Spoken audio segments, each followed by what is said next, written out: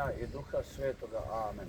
Oče naš, koji jesi na nebesima, sveti se ime Tvoje, dođi kraljevstvo Tvoje, budi volja Tvoja, kako na nebu, tako i na zemlji. Kruh naš svakdanji daj nam danas i otpusti nam duge naše, kako i mi otpuštamo dužnicima našim. Ne uvedi nas u napast, nego izbavi nas od zla.